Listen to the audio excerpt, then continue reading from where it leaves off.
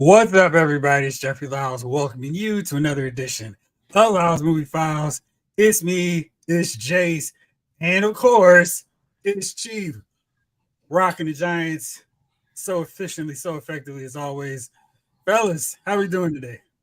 Great. Thanks for asking. How are you? Let me see what's up with your volume there. Doing well. That's Chief's radio voice, man. Oh, okay. Chief's just ready for slow jams and love talk. I mean, Not on this show. I wish. We got 80s kid from the 90s and Afton Child in the building with us. What's going on, Oh my gosh. Fellas.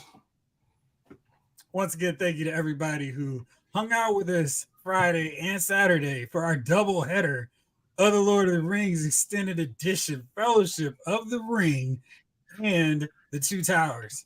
Chief finally watched these movies with all of us. And Chief, what was your experience? Was it as life-changing as we thought? Yeah, it was a good time, man. I never thought I would be watching a show online while getting watched online.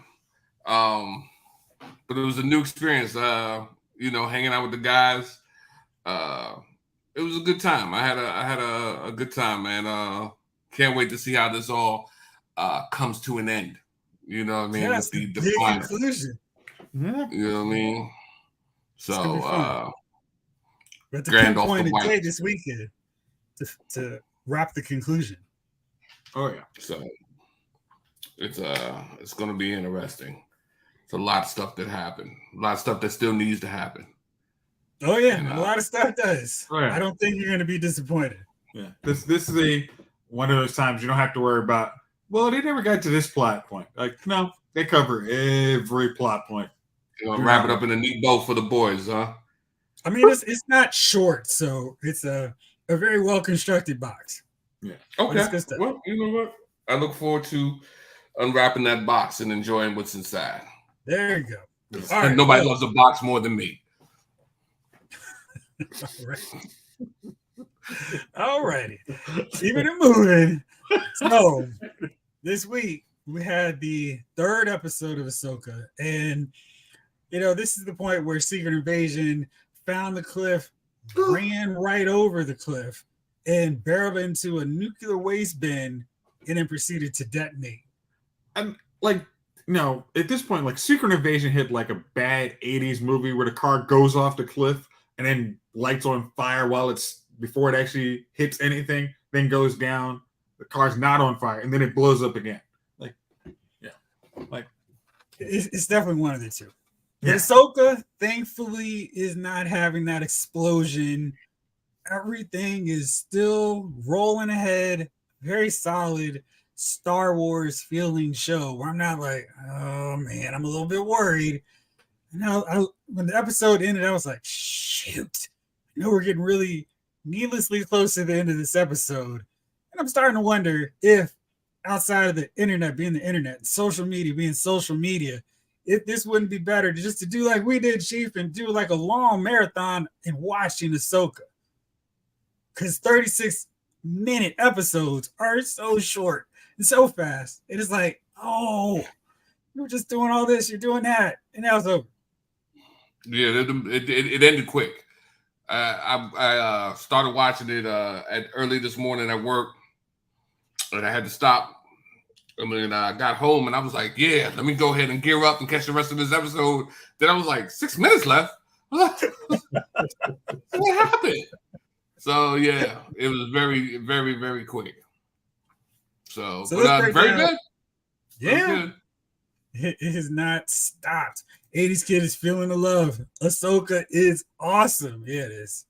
I'm excited for part 4. Me too. I mean, it's been really, really solid. So let's break down what happened this episode. I mean, Ahsoka is training Sabine, and I stopped trying to count. I was just loving all the, hey, here's my homages to George Lucas' Star Wars, says Dave Filoni. And it's just whether, hey, with the visor down, I can't see. It's like, you cannot, Luke, can you? And, I'm watching this and I'm going, I wonder how much different I think you and I, Chief, would feel about the sequel trilogy if instead of J.J. Abrams, instead of Ryan Johnson, let Dave Filoni and Jon Favreau direct these sequels, I feel like they would have fit the perfect balance of introducing us to these new characters, making the audience care about them, and not having longtime Star Wars fans go, "What are you doing?" And then still giving enough time to the old characters. Like probably with their version, they'd have been like, "All right, we're gonna start the movie with Han, Luke, and Leia, Chewie, and Lando hanging out, and then oh shoot, there's a problem. Who can stop it?" And then we meet these other three characters. I think that's what they would have done because I feel like watching Ahsoka, it's like, yeah, this is Star Wars through and through. Okay, I'm gonna disagree because I think JJ would have. I mean, sorry, Dave would have like, hey, what do you want me to do? Do you want me to introduce new characters with old character cameos, or do you want me to focus on old characters bringing in new? Like that was the clash of the sequel trilogies. Like they couldn't figure out that balance. Like because you could take out if you want me to focus on the new guys, I can give you new. I can actually write you a story that actually feels like Star Wars, but you don't want to use me because you know I'm too Dave. I'm too George Lucas, and I'll just use his scripts and just do what you want. Wink, wink. But I'm gonna make it exactly like George Lucas wants. What do you think, Chief? Well, you know, I think that. Well, I tend to think that the George Lucas styles would work. People know that and go to it. I think when you get off of that, and that you know they go off the rails. So I'd rather see, you know, I like Jon Favreau. I think his and this Filoni. I think I've been enjoying these stories more. Like I said, the last few Star Wars non-Favreau, they've been kind of cutty. Betty Max. It is what it is. You know what I mean? You just, you know what I mean? You know, Chocolate Daddy. You know how it is. You know, how many kookaroos do they own? Quite a few at this point. Quite a few. So Sabine is learning how to be a Jedi. Whoa. She doesn't just already know? Whoa, who does that? Like, you have to be trained to be a Jedi? You don't just see a person do it and just do it? I love how... Go ahead, Chief. I'm a little bit behind on so I didn't watch Rebels. I didn't watch all the Clone Wars, so on and so forth. Boo this man. Right. What I gathered was she at one point was in training. No, right? She was never, ever in training. So Ahsoka never tried to train her then? No, that is completely off. I thought she was okay, because I thought she used to be Ahsoka's Padawan and she left, but okay. Well, that is off story that happened. Well, I thought that's what they said in the story. Yeah, but we never saw that happen. No, we never saw it, but I'm saying I thought they implied that had happened and she had, okay, well, I'll go rewatch it. I thought you're right. They have implied that after the show Rebels wrapped, Ahsoka was training Sabine. We never saw that though. No, I'm not saying we saw it. Okay. I'm saying during Ahsoka, they implied that Sabine was at one point her Padawan. And here's the thing though. So at that point in time, like she seems like she's at the almost damn near the bare beginning. So I'm like, well, what did Ahsoka teach her if she was the Padawan at one point? Because I mean, obviously well, let's say this. It's been since we last saw Sabine. It's okay. Rebels wraps up almost right. Rebels wraps up before Rogue One. Rogue One. Yeah, because and Ezra's a child. There's a conflict. I mean, he's like a teenager. like going on. He's maybe like, let's say he's probably like 19, like around Luke Skywalker age. He didn't look like he was 19 at the beginning. He looked like he was a kid. But that's the last time we saw him. Okay. Yeah, like he during Rebels, they show you Princess Leia, and she's about his age, so they're about the same age. Rebels goes on for 4 seasons, but there's time that's passing in between the seasons, so stuff is going on. We're not seeing everything, and then there's a gap in time from the end of Rebels to when Rogue One and the Star Wars original trilogy kicks off. And then Ahsoka is taking place some point after Return of the Jedi. We know it's been a while because Luke has been training Grogu, then gave him back to Mando. Ahsoka's now trying to figure out what happened to Ezra, who disappeared. So he missed the whole thing where Luke and his crew really started making some headway against the Empire. They destroyed the first Death Star. Like, they didn't know any of that, or they weren't, where Ezra didn't see any of that take place. Yeah. He's been away. And Thrawn, who was basically 1B in terms of the Emperor's top dudes who weren't named Darth Vader, he's been gone since then too. But there's this thing of like, Tarkin's gone, Vader's dead. If Thrawn comes back, then we're back in business, baby. Mortimer, we're back. So but Luke is still around. Luke is still here. Han is still there. Leia's still there. That whole crew is still there. It's just been some time since Return of the Jedi. And Ahsoka's aware of Luke's existence in this. Okay, we saw him in Mandalorian. Okay, I didn't know if this was before or after she ran into him in Mandalorian. Return of the Jedi is this point, and then Mandalorian is after that. So that's why Luke is off on his own, being a Jedi master and all this stuff. So we get Mandalorian season 1, season 2, and then we get to Book of Boba Fett, and all this stuff is Luke post Return of the Jedi. So he's met Ahsoka already. She knows he's around. She knows he's Anakin's son. And she's like, I got my own stuff to do. I got to go find my friend Ezra. I'm not going to stay here and try to get this whole Jedi Academy you got going, because I'm not really sure I'm feeling that great about Jedi anyway. And now we know that, hey, I kind of left my aspiring Padawan because I'm still not sure if I'm cool being a Jedi. So that's where she is when when it starts up. So it's this whole deal of Sabine kind of dealt with the aftermath of Ahsoka still not feeling real great about the Jedi, because she was one, or aspiring to be one. They were like, nah, dude, you're betraying the whole Jedi Order. And she's like, no, I didn't. Well, they turned on her and tried to accuse her of some stuff. Right. Yeah. And then she bounced because she was like, y'all suck. And Anakin's like, hey, no, I got your back. I'm right here with you. And Anakin watches his Padawan. He's trained and he has fought through this war with all this time. And she's been loyal. She's been right there with him. And she's leaving. And he's like, what the heck am I still doing here? I want to leave because I've got a wife and I'm tired of all this. This is ridiculous. And he's got a little PTSD going now. And then he's starting to have these nightmares. Your wife's about to die. Same time, the same way that you were feeling when your mom died.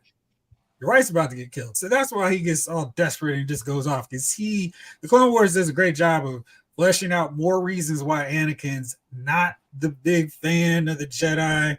They have totally disregarded everything he did during the war, where he and they don't. I mean, they don't led so many victories. He's been on the front lines, and he's telling the Jedi, "Hey, here's what's going on," and they're not listening to him and Obi-Wan. Obi-Wan's kind of that's why it's happened the way it happened for them. Right. So it's very interesting because you watch Clone Wars, you watch Revenge of the Sith and Attack of the Clones. It's like, yeah, y'all were stupid, and y'all had that coming. I think that's why some people don't love the fact of where the Jedi are in the sequel trilogy. Because it's like, dude, how would Luke make the same mistakes as these morons? He was not indoctrinated the same way that every Jedi was before him. If anything, he should be more like Anakin, flying by the seat of his pants as a Jedi, and like, whatever, I'm going to make up my own rules. Here's the other thing. Yoda especially at this point, Yoda is still able to talk to him. He's not going to tell him, here's what we failed on. Here's why. And you now know who your father is. Now, here's you understand. We were blind. The Sith were around the whole time, but we didn't have a clue because we were arrogant. So you can't make mistakes, and you are a better Jedi than most of the Jedi that we have, and you did not come to us as a baby, so you don't have to do that. Like you know that attachment has a useful point, because if you didn't have attachment, Darth Vader and the Emperor would still be ruling the galaxy. So our whole doctrine was effed up. So we know that. So there's no way Luke follows down that path. Gone down their path. Like he put up some books, but it's like, yeah, but I mean, like he'd be scribbling the book of Sith, like, yeah, but this. They were putting big question marks, like, I don't know about that part. Yeah, Jedi, not so much. This is a flaw.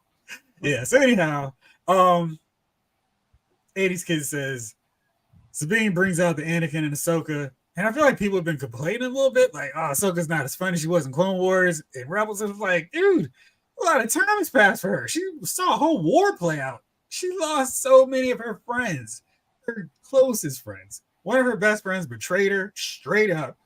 Her big brother / mentor just totally flips. And she kind of understands why. So she has all this resentment toward the Jedi because it cost her best friend, her tightest friend, her mentor, and then other people she was really close to died along the way, whether it was during the Clone Wars, during the Empire's rise to power, when they were like, hey, let's show off our brand new Death Star. Boom, there goes Alderaan. What? You killed this guy I worked with all this time.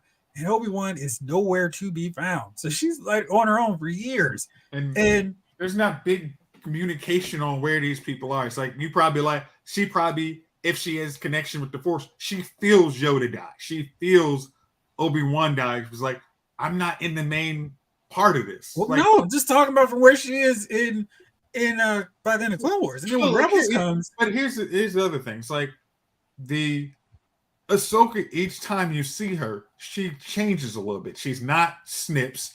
The next time you see her in Clone Wars season 7, she's not the same girl. Then you see in Rebels, she's growing up every time. So just like we're not the same person we were when we were 13.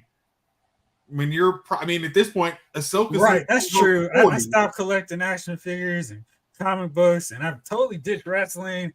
And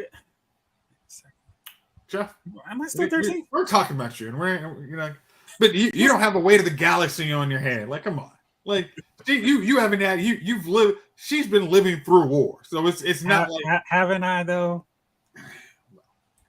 Yeah. So, yeah. Right. So, Aiden's kid goes, I think it's funny how Ahsoka's behaving like her master now. Exactly. I mean, it's just the whole cycle of like, now she's seeing it from the other side. And maybe it's not so fun dealing with a Padawan who won't listen and who's not doing what you tell him to do all the time. And she's not a kid, too, which also is the other thing. This is not Sabine when she was in Rebels, if she had some affinity for the Force. Like, she's at this point, like almost 30 years old. Right. So, yeah, it's a little different. And then we got to see Mon Mothma back as the Chancellor. That's cool. I always love seeing her. And Guinevere O'Reilly is so awesome playing Mon Mothma. It's like, yeah, she's back. And I don't know if you remember the main senator who was popping off to Hera. He was Dragon Lord from Stargirl. Oh, that's what he looks like out of costume. That's cool. Well, he was out of costume sometimes in the show, but it was really cool. She was like, have you fought in the war? He was like, no. Right. It was basically like disrespect was high. I love that part. Yeah, so I was like, you just waited to see what side to go with. That was a cold line. I love that. That was very cool. Like, cause it was very much like, yeah. Were you fighting in the trenches? Yeah. You weren't even here before the rebellion was even named.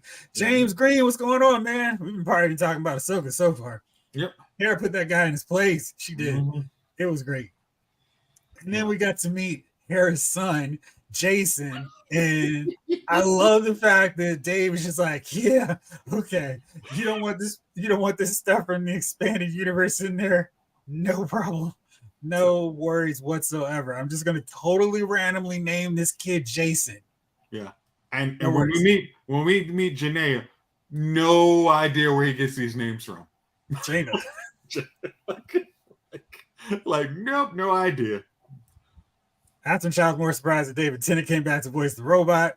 And these people like working on Star Wars. And I feel like that's the thing. I mean, Filoni and Favreau have really gotten people to buy all the way in, people who like Star Wars anyway, and they're rekindling that Star Wars love for them. People are excited. So they're like, sure, I'll voice this character. How much dialogue do you want me to say? And Huang is hilarious because this is another great thing about Sabine's Jedi training. I don't love Sabine's Jedi training, but they're doing everything right with it. So I'm going to reluctantly go along with it because it's being done right. Huang's not going, you're the most impressive Jedi since Yoda. He's like, you're terrible at this. I love that. It made it just so funny. He's like, dude, I don't know what you're on, but yeah. I don't know if being a Jedi is for you. That was great. I mean, and what he's saying actually has the fun caveat of being true. It's like, yes, compared to where every other Padawan was when they were your age or whatever, you were far behind. You weren't born into a Jedi. I've been doing this for 500 years. You're not in their level. Yeah, and she's not cutting the line in terms of being a great Jedi. She's having to learn. Like, I just knew she was going to move the cup. I was like, oh, this is awesome. She can't even move the cup. She's really going to have to work for all this stuff. So that was cool. Really, really dug that. So that was cool. Oh, just cut Chief? No, Chief cut. Oh, I was like, what happened? I'm not important. Chief was checking in a message on the hotline. I was like, oh no, Chief got tied up. Anyhow, and then we got a big space battle, and then we got a hyperspace ring, and I was like, oh, that's cool. More Attack of Clones love. And we get a space fight, and this felt like so classic Star Wars. Get to the gunner station. Let's try to take him out. I'm not shooting everything right away. I missed it. Whoa, what a novel concept. Sabine is really having to work for everything. And I love that because if she's the co-hero in this, she's really not having everything handed. I'm making it work so much. What I appreciate about the space battle is like you are getting very much like feel like this is Attack of the Clones space battle. Like they're going through the Purgle, and actually like Sabine's not perfect at anything, which is actually makes it good. So Ahsoka can look better. Like, hey, I'm actually basically like the skills of a Jedi Master. I can go out there with a spacesuit on and cut off a wing because I'm actually pretty good at this. I've been doing it for a while. Chief, what do you think about that taking out the wings? That was cool. It was good, man. It took her a while to shoot something. No, Ahsoka, when she went out on the wing and just took her lightsaber. You're talking about in her spacesuit. Yeah. Yeah, that was pretty cool, man. At least it wasn't her without a spacesuit, and then gets pulled by a tractor beam back in the spaceship and survives it. So I know what you're talking about. Where would it ever be something like that? Something like that happen. So at least it was that. I could live with what she did, but that I'm going out in space, everyone. Just held a breath and then revive. Reflexes. That part was good, man. Why not bring everybody into a bubble? Seriously? Just me. I'm good. Yeah, so that was cool. That felt like a Clone Wars moment where it's just like, whoa, the Jedi are kind of like superheroes out here. So she's floating in space, swinging around. I was like, that was cool. And then I love the space fight. The whole deal was great. And then they get on the planet. Let's turn the power off. I'm sorry, does that include me? Yep. It's like all these shot up. Yeah. What do you think about Huang? You like him, Chief? Or do you remember him from Clone Wars? Yeah. He's all right, man. I mean, he's the one. I mean, him and his slow calculation trying to figure out what it was got him hemmed up. Hold steady, hold on, wait, Stay on target. almost got it. It's still downloading. I'm like, dude. So Wi-Fi was bad, Chief. But you guys said he's a good guy, so I mean, it is. But yeah, I mean, my man, he definitely puts him in some situations, and then he'll be like, "That's not the protocol," but he'll be ignoring the protocol too. So you haven't seen him, and you're watching the Clone Wars yet, huh? No, I haven't seen him. So, oh man, he's a good character. Okay, I mean, I'll take your word for it, man. He definitely is. He's definitely got that one track mind on when he's doing something. Because I'm like, look, everybody else has been like, let's get out of here. My man was like, hold that gunfire for a second, avoid it. Let me figure out what this is. And they're like, did you get the data on it? He was like, did I? Oh yeah, I did. I'm like, okay. All right, bro. I don't know what you found out was that useful, but he was like, you know what I mean? But okay. He was like, it has more power than anything I've seen before. I'm like, you almost died to know that. That was great news, though, because they can go track down Ezra and Thrawn, which is what they're kind of doing. I thought it was funny that the senators were like, hey, you don't care about Thrawn. You're just trying to use some more of our money to go after Ezra. Yeah, that's just crazy.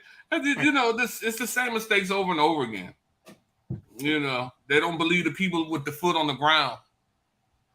So, we'll see what happens, man.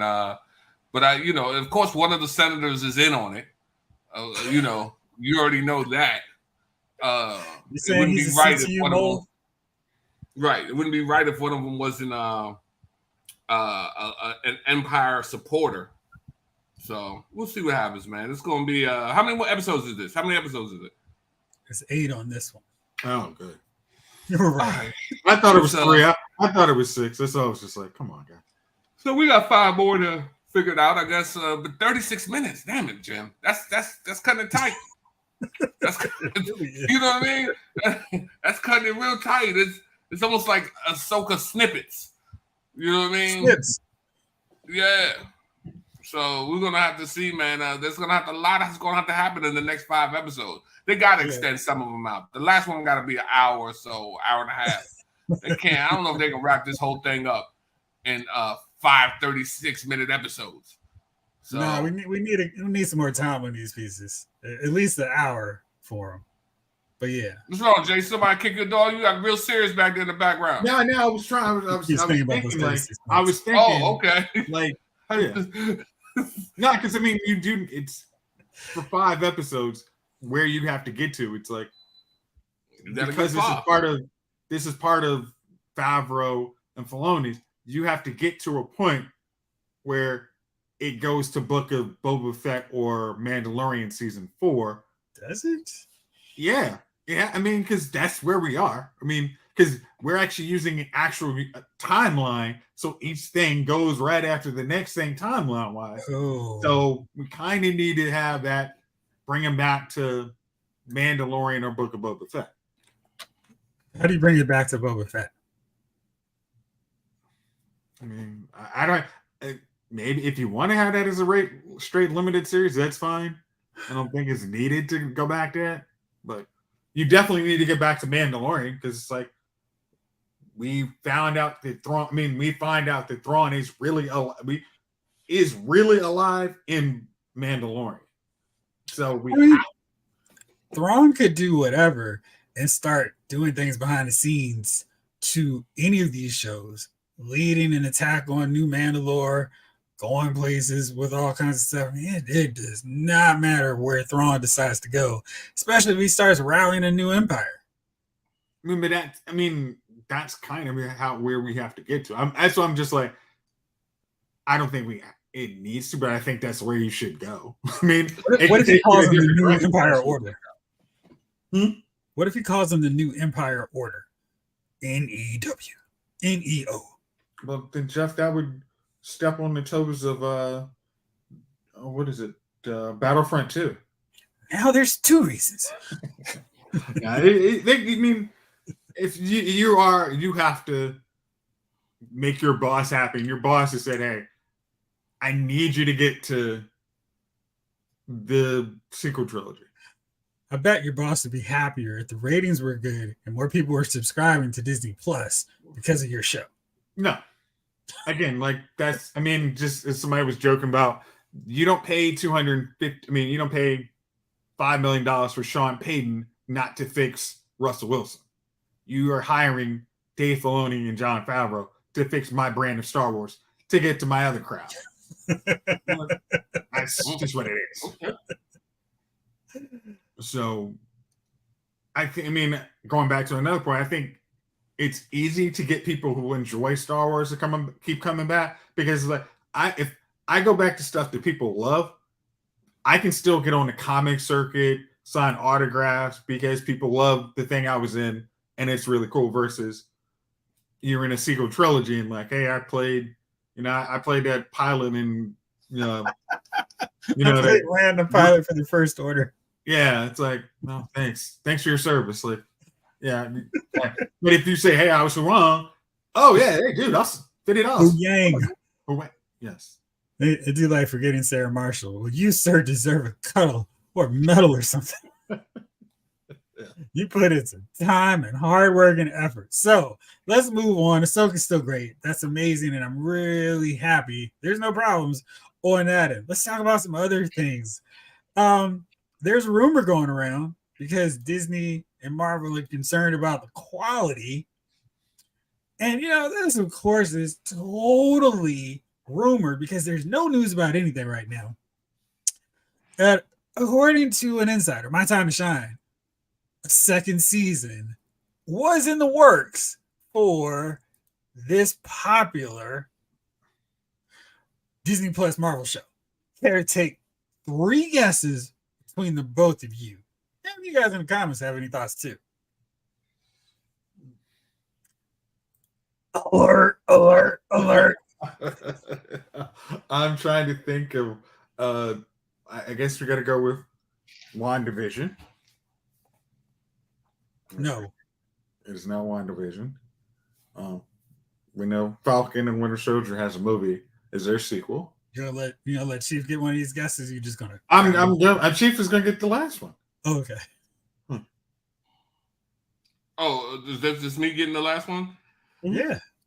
A sequel to second season. The second season. Yeah. I mean, there's plenty of options. Yeah, there's plenty of options, man. But from what I understand, it could only be one option. What is that option, Chief? Secret Wars. No, the second season. So the second season to one of the shows I already have on there. So one of the shows they already have on there. I said Secret Wars. I meant Secret Invasion. Yeah. All right. No for you as well.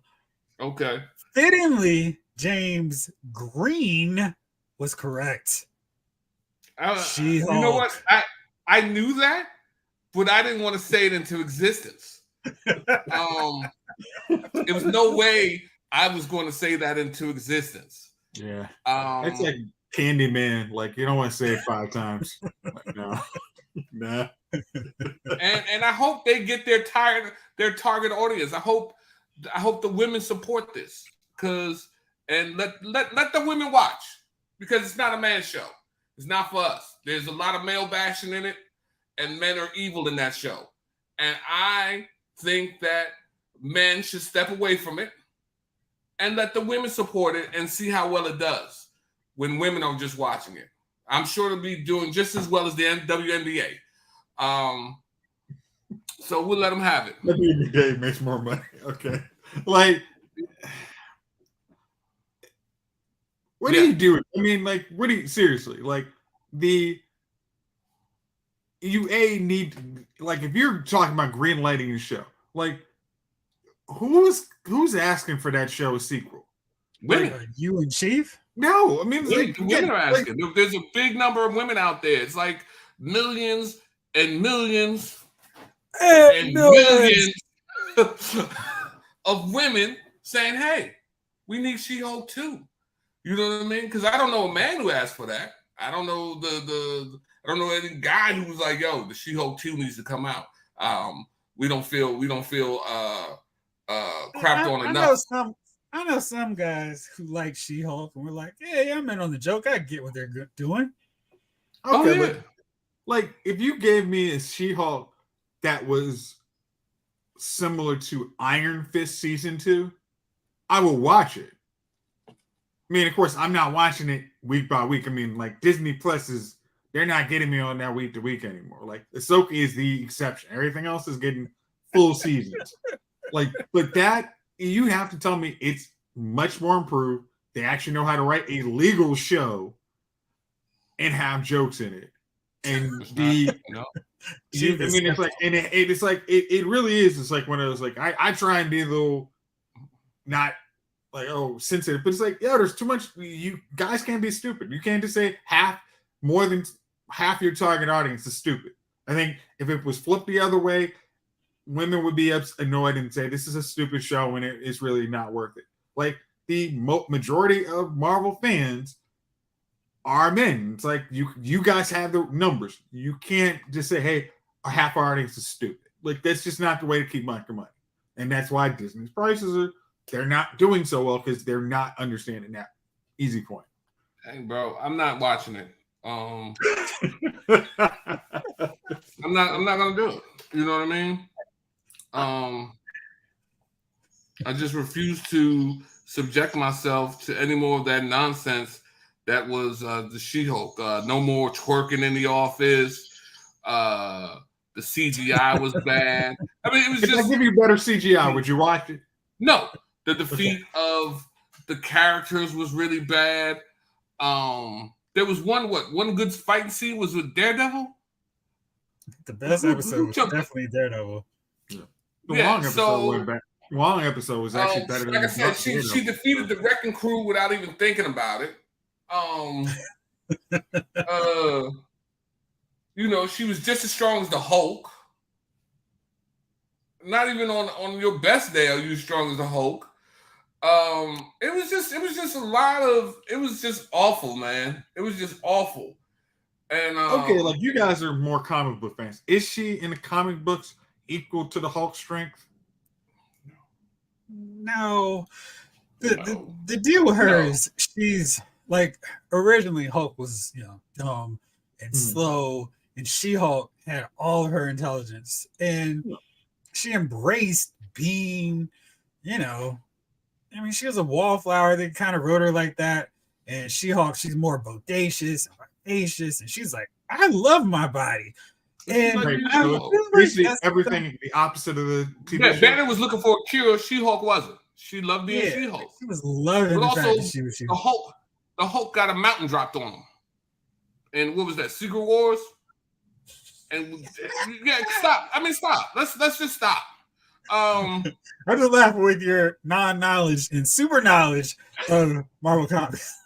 Listen, man, my cousin told me just now. He was right there. Thanks for that, cousin. Listen, man.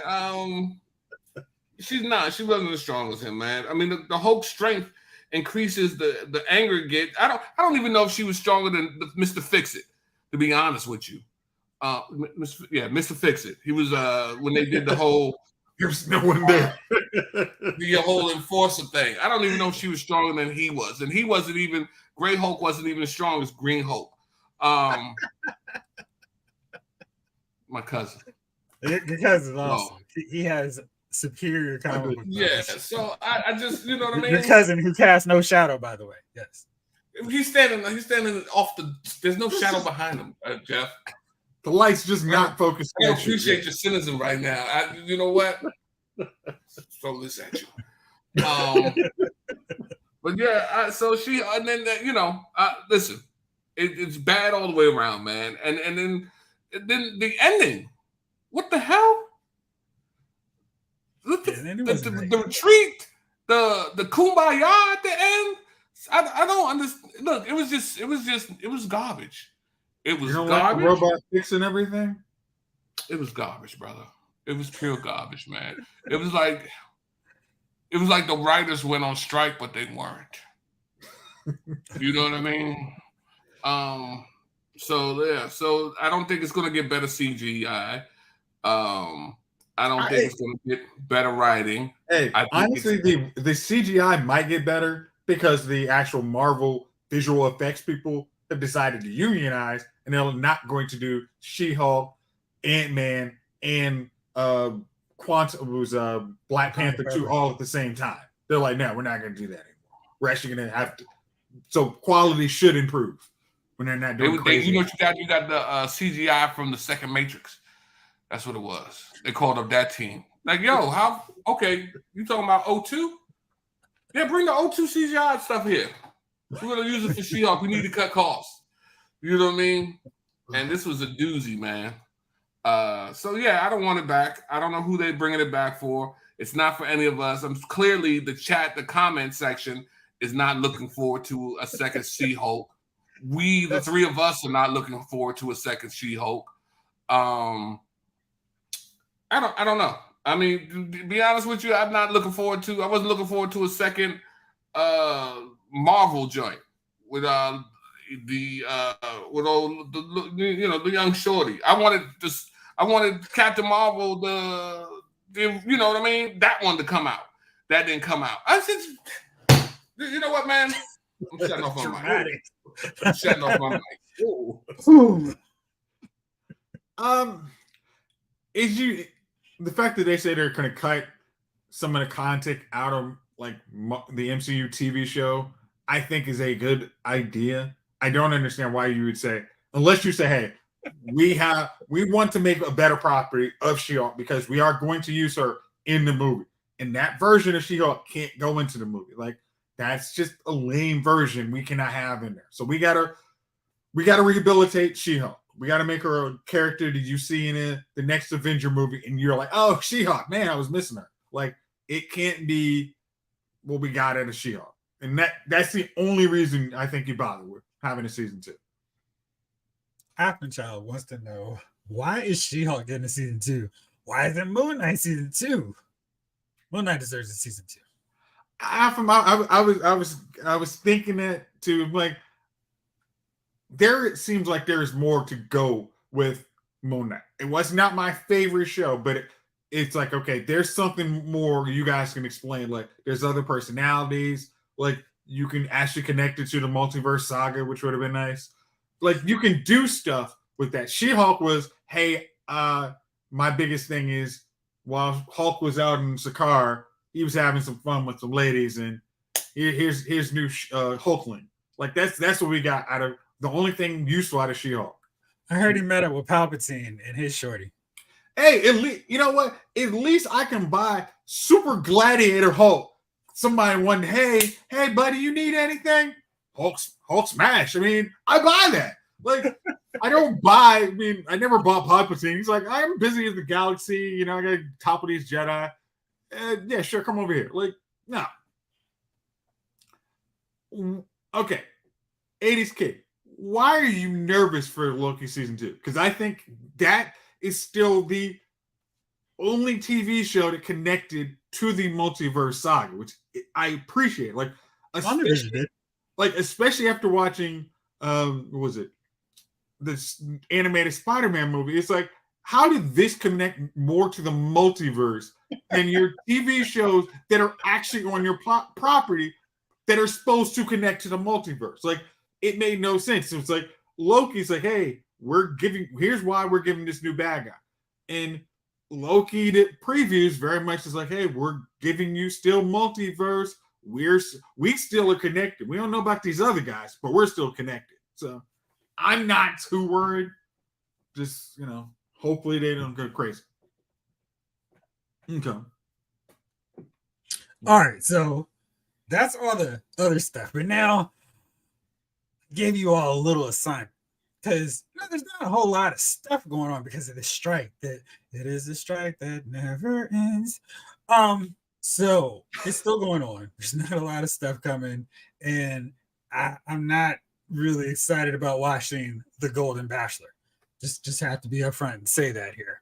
So I decided, there's this gap where everyone's watching stuff online. They're watching streaming stuff. They're going, hey, what's something I should watch? Oh, check this out. Oh, it's really good. But then there's stuff that everyone has said is so great. It's so amazing. He starts like, this sucks. Why is everybody so caught up on this? Where are they getting all this? So I put it up to you guys. What are some of the most overrated TV shows and movies? And what are some of the most underrated TV shows and movies that people aren't talking enough about? So let's run it back and forth, ping pong, 3 times style. Let's start with me. Break it up. So I'm giving you a break today, Jace. Okay. So my first, I'm going to go with underrated. Okay. So my first choice for underrated TV show is Fringe. Fringe was so cool. It was really an X-Files sci-fi deal, but they did so much cool stuff and action. It just felt like a fresh show. Maybe some of the reason it's underrated is because it didn't wear out its welcome. It didn't go for like 10, 15 seasons. Got in, got out, and it left you wanting more. And I think they did some really cool twists and developed the show, and each season so entertainingly. And it was like, oh man, what a fun show this is. But I don't hear enough people talking about it, bringing it up when people are going, hey, what's a show from back in the day that would hold up to be worth watching? Now, you got me on the Fringe, bro. Yeah. See, 80s kid is asking, Fringe, what's that? Oh, okay. So, like, what is Fringe? Fringe is about a scientist. Like, there's weird science going on in the world. Weird science. The FBI basically has a team that is trying to figure out who's creating all this and what is the purpose of all the weird phenomenon that actually has a pattern. Like, that's from the first episode. Like, there's a pattern. There is a reason behind it, and each season keeps building off each season. It goes to 100. I just finished watching it, like on Blu-ray. It's 100 episodes. When they did it, so it's like, hey, syndication. Yeah, like we made sure we get to syndication, which sadly doesn't happen anymore. And it was so good. This is why I didn't. When they announced that J.J. Abrams was doing Star Wars, I'm like, on it. This is my man. He's got it.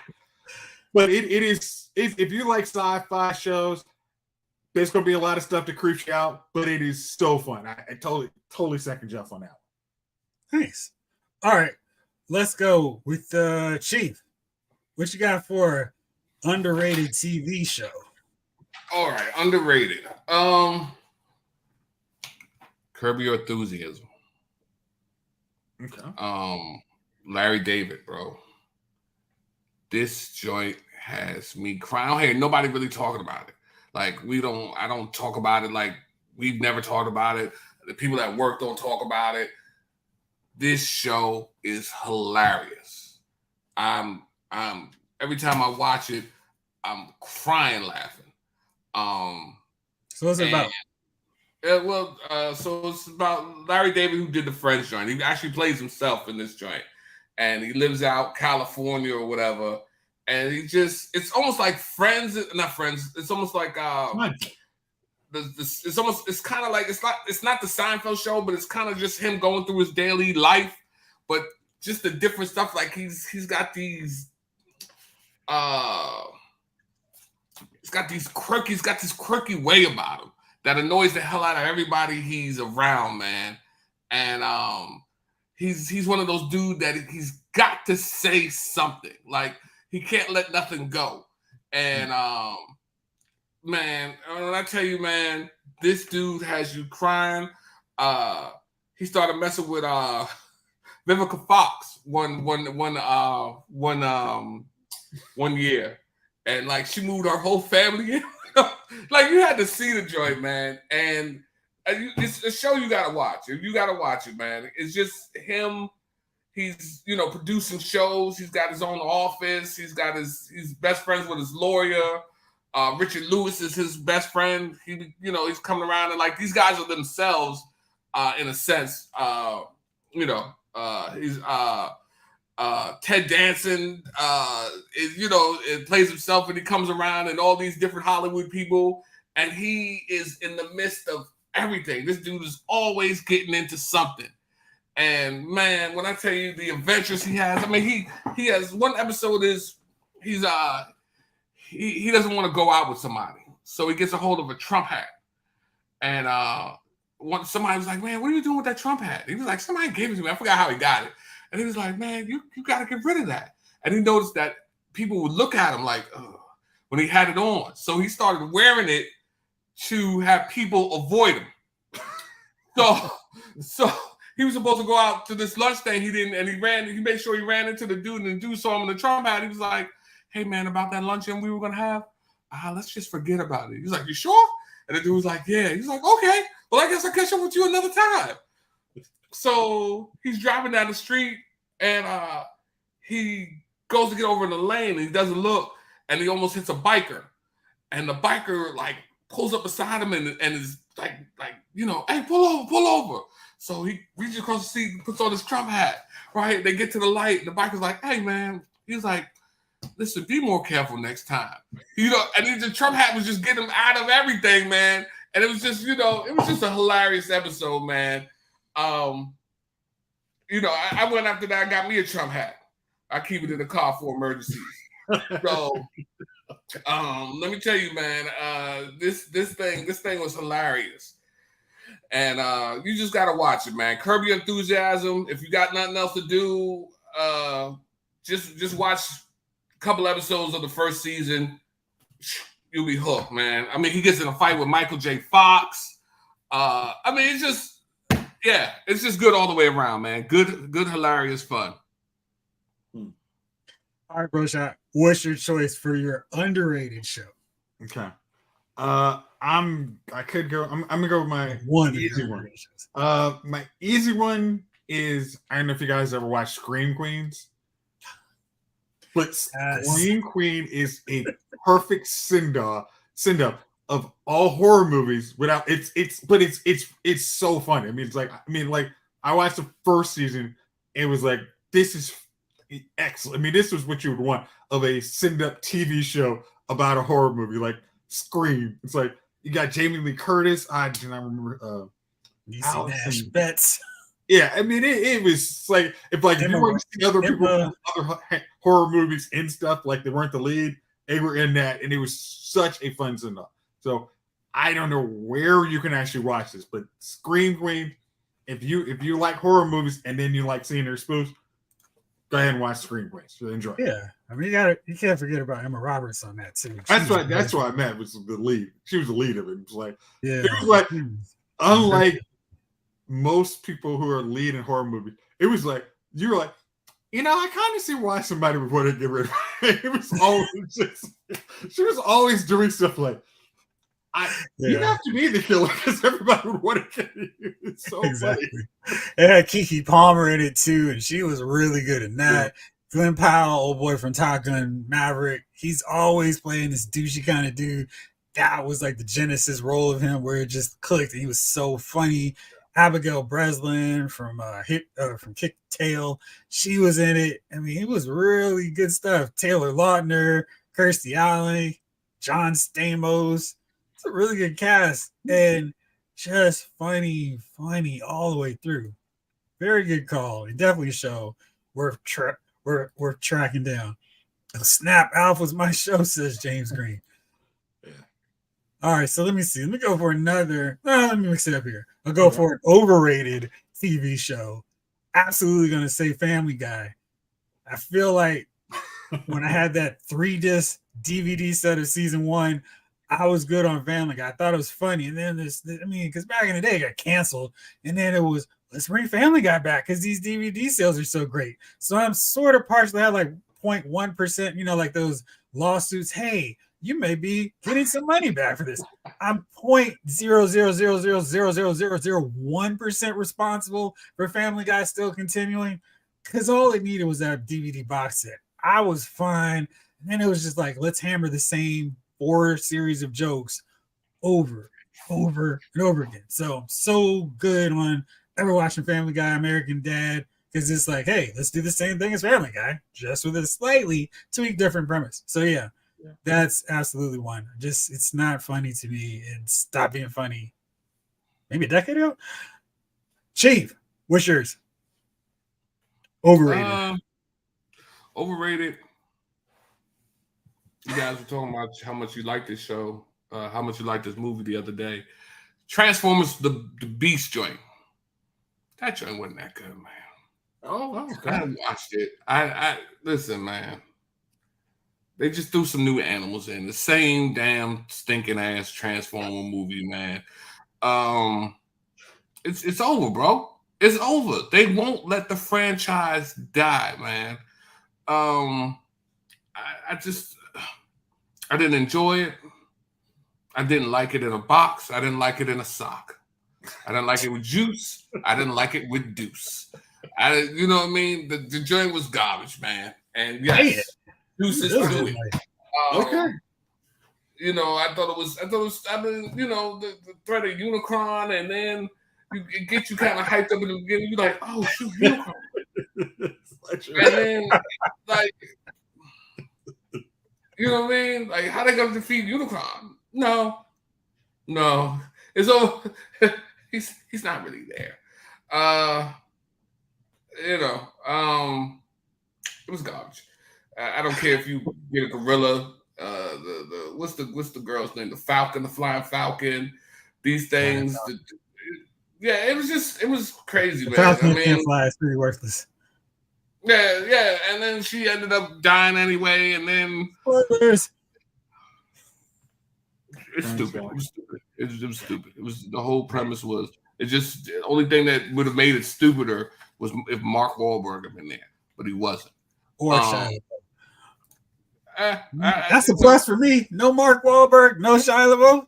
Sign me up. Listen, 3 songs. So you know, it's just a franchise. They keep asking you to go to the movie theater and pump more money to them, and maybe little kids you could go and. Oh yeah, but as an adult sitting there watching that movie, I'm like, I saw this movie already. You know, 15 years ago. So here we are. Yeah, you look, they're all air razor. There, that's that flying one.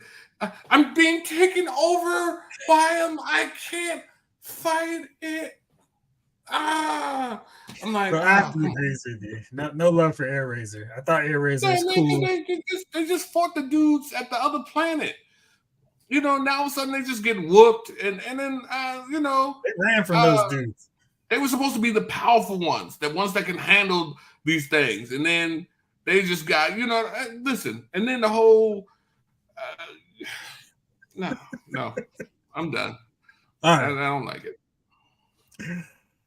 Jay's overrated show or movie. Okay. My next overrated movie is Reservoir Dogs. That was Quentin Tarantino. Reservoir Dogs. Reservoir Dogs? Yep. Oh. Yep. Honestly, that was like a student that's his version of Your Rise to the Beast. I mean, honestly, that was like Quentin Tarantino's student film. And like, these great actors. I'm expecting like, okay, I've seen Kill Bill. You know, hey, this should be fun. I've seen Pulp Fiction. This should be good. Well, and then it's like, I like it to Reservoir Dogs. Like, it's one scene. Oh yeah. You don't know who it is. I'm like, I don't want to know who it is. You have the mistake of watching his better movies. Like there's a point where his movies keep getting better, and going backwards would definitely do that for you. Yeah, I was not a fan. Maybe that's one Tarantino movie I watched one time, and I'm like, yeah, I'm good, thanks. Like, you're not gonna have that one. Like, yeah, so that's my overrated. Oh, Star Trek Into Darkness is overrated. Okay, which one was that? Because is that the one? Gone. Oh gosh, I was half about to walk out of that movie. I was like, I know y'all are not gonna bring combat. Oh, I know y'all aren't trying to retcon this. I'm like, we weren't retconning anything. It was the multiverse version of the Star Trek with those characters. Yeah, it the new one. That is the one Chris with Pine. Huh? Yeah, the Chris Pine one. Carl Urban.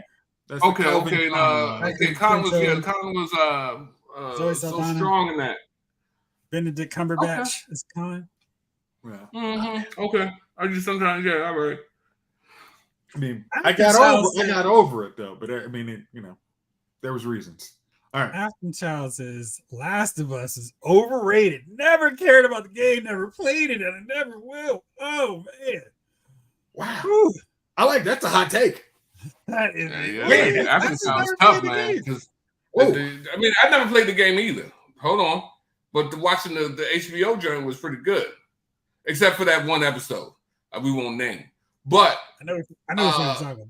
That hurt in a different way. It's like, oh, but it didn't. No, which one? Wait. Hold on. Which one are you talking about that was kind of not great? What episode was kind of not great? Yeah. You can text it, because in case I forget what it is. Yeah, we'll talk about it later. Yeah, I'm like, okay. But that's it. That's a hot take. I like that. Yeah, okay. Like the original Doctor Strange? Well, I don't know if this is overrated or underrated. You just put it out there. But War for the Planet of the Apes. Okay, I just watched. I think it's Rise of the Planet of the Apes, and They did great job on the trailers of those movies. I mean, because I thought we were getting to war. I thought we were getting there, and then it's like when it said war, you didn't think that was it. It said Rise. I mean, you know what the thing was? That was one of those movies that I had to. You can't watch when you're tired because it is a lot of subtitles, and it's like when I'm thinking. Like Rise of the Planet of the Apes is the first in that trilogy. Yeah. No. What was the second one? Because I thought Rise was the second. I never saw. I saw. I think it was Dawn, and then Rise. Dawn's the first, Rise, and then War. Like, but I was watching Rise, and I'm just like, guys, come on, man. I'm trying to stay awake here. It's like 1 a.m. I don't really want to go to sleep, so can I get something? And it was. Yeah. Ski Raiders in the building says Alberto Del Rio would have been my con back then. No scarf, but would have tripped folks out. Listen, Pero. Yeah, that's what he called him. You dog. Yeah, Alberto is good stuff. Afton Child comes in with an underrated First Pacific Rim. I think I'm coming around a little bit on that. I didn't like it as much, but maybe it's after watching the sequel. I was like, you know what? First one wasn't that bad. Okay. Well, Dark Knight Rises is extremely overrated. Do people overrate that? No. Really, it's kind of right where it belongs. Like, it's not as good as the Dark Knight. But Afton agrees with me. But Pacific Rim 2 is bad for sure. Dawn of the Planet of the Apes was the best. Says kid. Because I like Dawn of the Planet of the Apes kind of was to me like an evolution of what was that? 12 Monkeys. And that's why I was like, oh, okay, I see kind of how you guys are gonna bring it there. And then we're just happy, we're scientists. Oops, we screwed up. And then it was like, oh, okay. Then it just like, yeah, we're gonna go to slow burn to a war for the planet of the apes. It's like, come on, give me some freaking war. I want to see where we see Mark Wahlberg's ship leave out of the world. And then it's gonna be like closer there. But didn't happen. No Mark Wahlberg. Thank you. All right. So I'm gonna go with the overrated movie since we're on that kick. I'm going to go with where do I want to go first? I think all of these are solid choices. I'm gonna go with The Notebook. That is held up as like the great romance drama period, but it's not quite great. Rachel McAdams is actually in a better one with Channing Tatum, and it's not The Notebook. And I'm trying to remember the name, of course, because I'm like, wait. But it was a better one than The Notebook. But if you like, hey, what's Rachel McAdams in? The Notebook, of course. But I don't think that was her best one. I was waiting for one of our ladies. See, because you're a man, you wouldn't understand The Notebook. It's not going to hit you the same way. and that's why the Notebook is underguessed. Creative Words is in the building. She knows there's going to be a woman that's going to be like, "Yo, he's bugging right now." It's not supposed to look. If you come out of the Notebook shedding a tear, that's not right for us. No, I think The Vow is a much, much, much better version of that story than the Notebook. Notebook wasn't for us. You know what? It wasn't. The Notebook wasn't for us. The Notebook is just overrated. I didn't say it was bad. I said it's overrated. But I like The Vow. I'm just saying it wasn't for us. It wasn't our movie. And what did they like? Did they like The Vow more?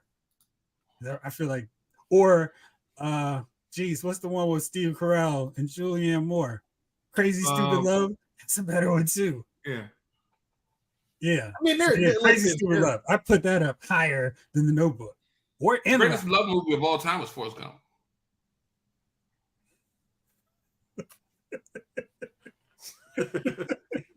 I need you to run off. I need you to run off now. Yeah. All right. The Notebook will make the hardest guy tear up. That's why guys don't want to watch it. No, Chief. I almost feel like we should make this our next watch-along movie. Well, I'm not going to tear up. That would be funny. You're literally hilarious. I'm not going to cry. No, I'm not going to cry. That it did not bother me what was going on there. But again, the story wasn't for me. It's not for me. You know what I mean? If it was for me, they would have been at a bar, fighting. This was just pure love story. You know what I mean? It wasn't for me. It's and I understood that. All right. So you understood. After says, I don't know Notebook. And Trader says, Crazy Stupid Love is in a category of its own. So that's unfair. Yeah, it's a better category movie than the Notebook. I agree. All right, so let's see here. Ski Raider goes, the guys will battle back with Lean on Me. You want to jump, Sims? That's like the emotional equivalent of the dude version of the Notebook. Lean on Me. Agree or disagree? I mean, when you have, what was it, Brian Piccolo? Yeah. I mean, what about Juice? If we're going to go with sympathetic, make you go, oh. Hugh? Bishop? Did you cry when Bobby, at the end of Boys in the Hood?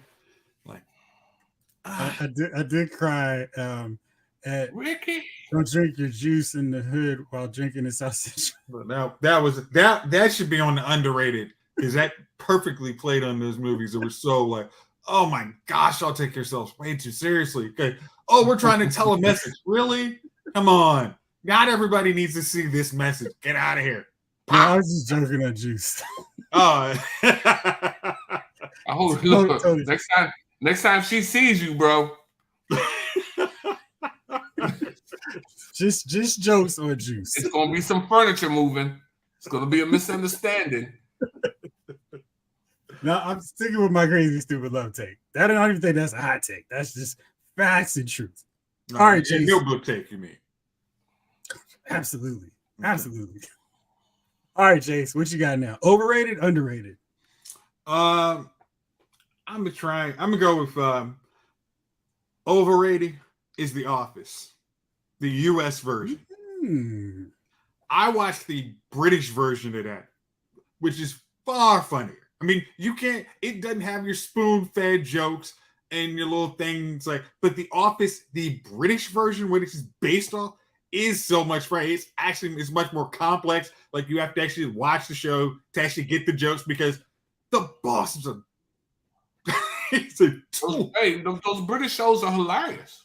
I mean, it is so much. I mean, it's like, but I tried to watch like 3 episodes of the US version of Office. I'm like, this isn't funny. Like, I mean, like, the source material was so much better. Like, Steve Carell is a funny dude, but it's like Ricky Gervais was like so much like the boss. You're like, he thinks he's like the buddy. Hey guys, over here. It's like, you're like, oh my. That's because in real life he's a douchebag. So. I mean, he's so played like I am the D-bag boss that everybody. I try and act like I'm cool with everybody, but I am horrible it was so much. It's like versus the Steve Carell was like, well, I can find this guy. Like, all right, he tries too hard. Like Ricky Gervais's character was, I know I try and make sure everyone hates me. Ugh, it's like so much better version. Coming up, we used to watch Benny Hill. Oh, gosh. And then I started watching this show called Are You Being Served? Right, about people working in a retail shop. Look, that show was hilarious. So I went to look up, and this is what's going to mess you up. I went to look up the characters. I was like, damn, like who are these people? Almost everybody's dead. Everybody is dead from that show, man.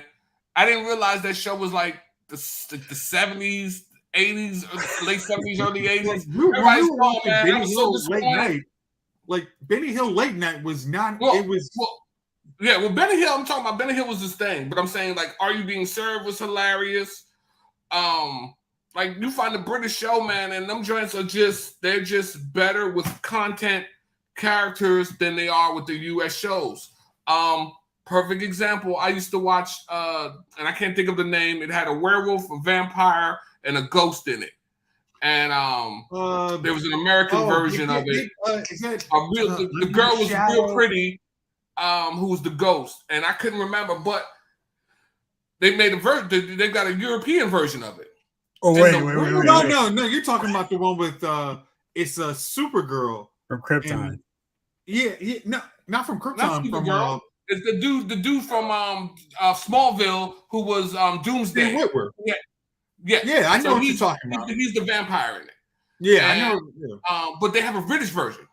Yeah, and the British version werewolf is amazing. Like the U.S. version. I'm looking it up. Okay, I was like, I know what you're talking about. The U.S. version is okay, but that British version, man, that joint is excellent. And so I didn't know about because when you see these shows, you always think they're American. These only Americans are making these shows. You don't think to say, hey, there's probably a British version that we're not getting to see. But usually the British versions are better. Yeah. You said Sam Witwer, right? Yeah, he's in the U.S. version. Oh man, this show's name must not be what I'm thinking. No. What time did that come out? It's been about 10 years now. No. I'm surprised you haven't. Oh, is it Being Human? That's it. Yeah, that's it. Yeah. I'm surprised you haven't mentioned your show yet. Huh?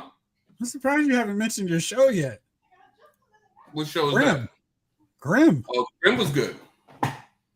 Grimm was good.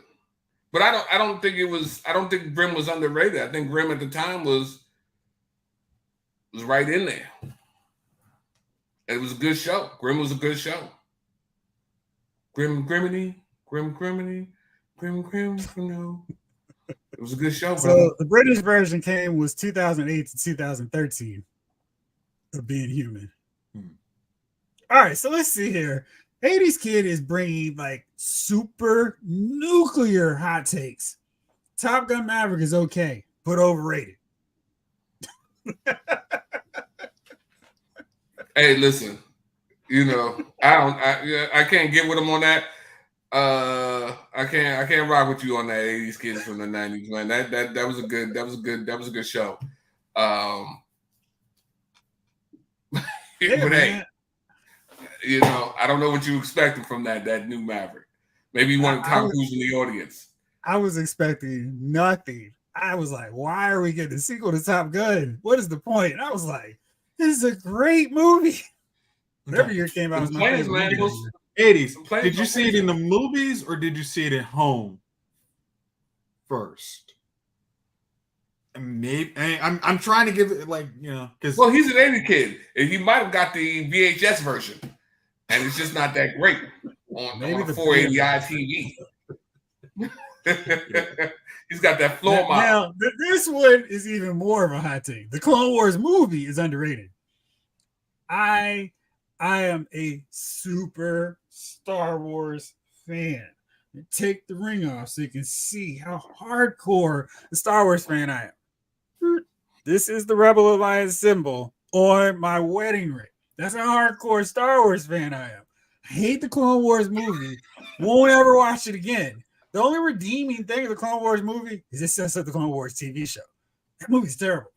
And it could absolutely stay all the way. It is underrated. Like, I hope it stays underrated. Look, you talking about the one with the Anakin and the real one? The one that came to theaters. Not the TV that was show. How's it? You said it's underrated? Yeah. That movie came out first, but the movie was terrible. It was like, what are y'all doing? I was like, this is the worst Star Wars thing ever. Oh, little did I know it was about to happen. The only great part of that movie was the arena, and you see Mace Windu start whatchamacallit light up.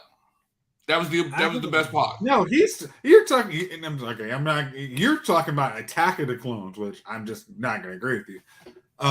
No, he's talking about the Clone Wars. Like the Clone Wars movies had that. There's an animated Clone Wars movie that came out before. That's the one where they introduced Ahsoka. Yes. Like, yeah, I never watched it.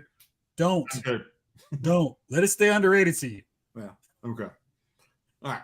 Now here we go. Attack of the Clones is underrated. Now Attack of the Clones is absolutely underrated. People just hate on that movie because why is this teenager talking like a teenager?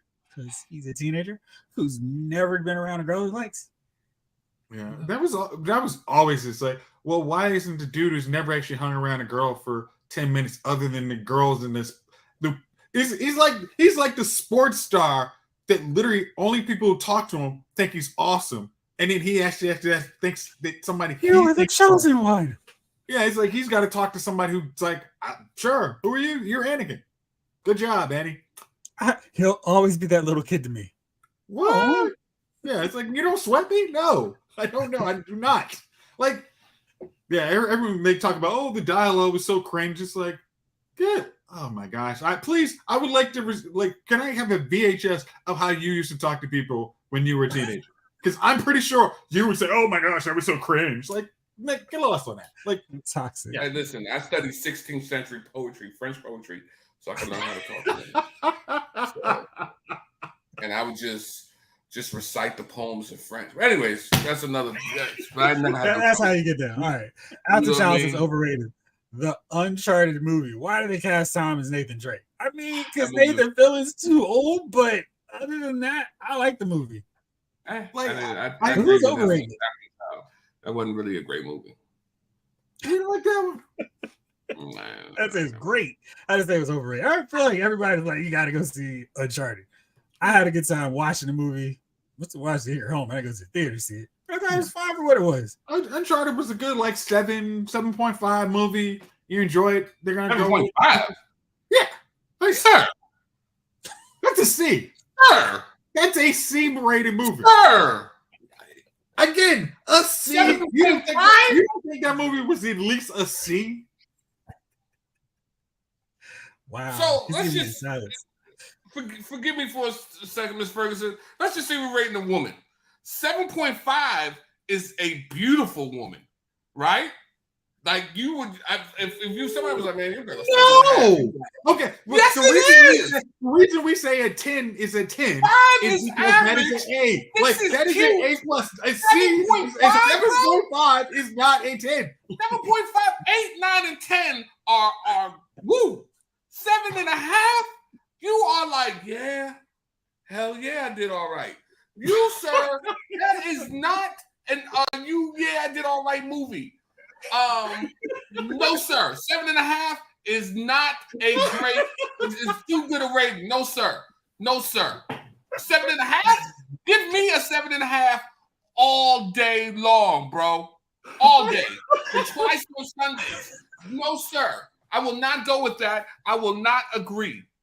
I do not concur. Furthermore, if you keep going along this action, you don't let me pull out that Denzel Crimson Tide on you. I listen. I don't concur.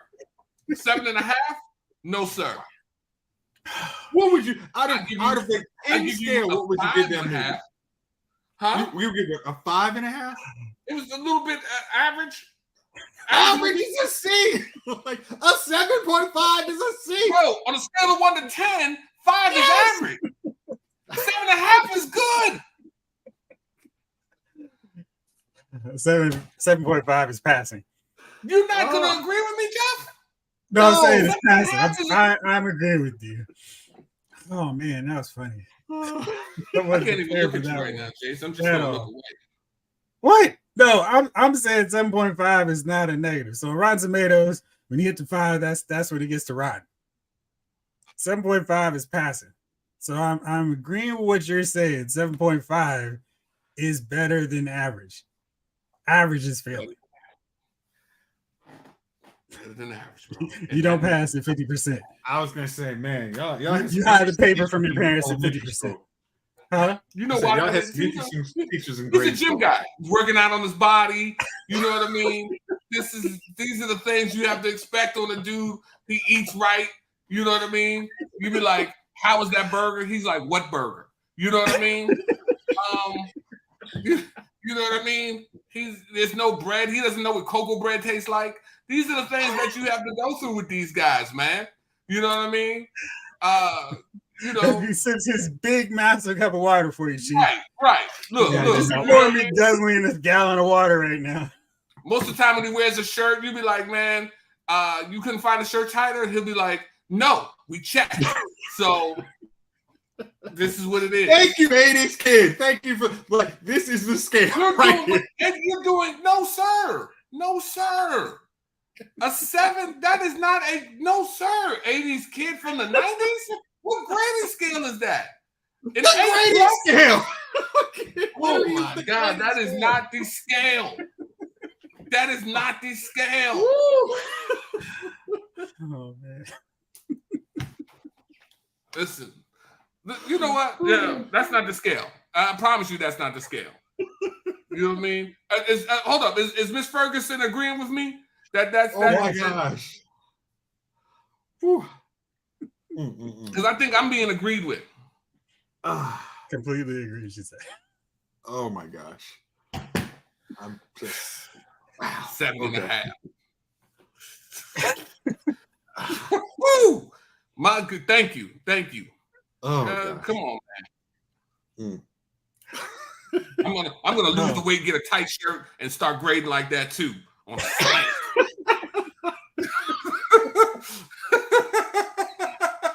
Oh man.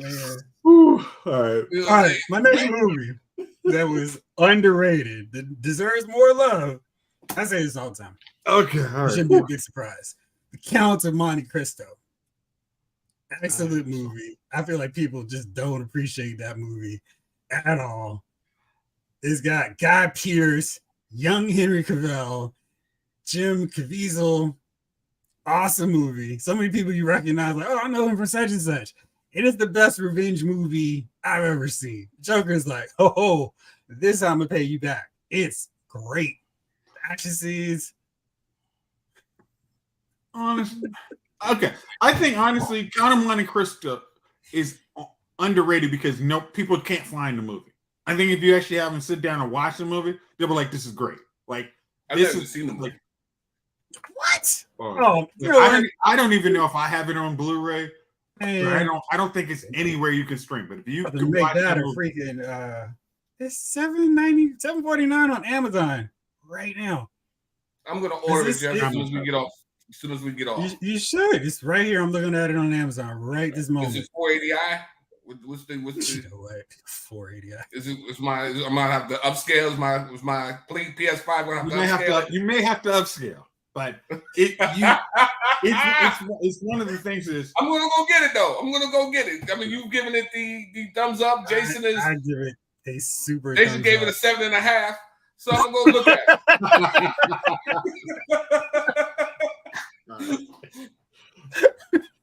Oh, there it is right there, Chief. Actually, it's a 7.7, Jason. It's a 7.5, so that would be a C.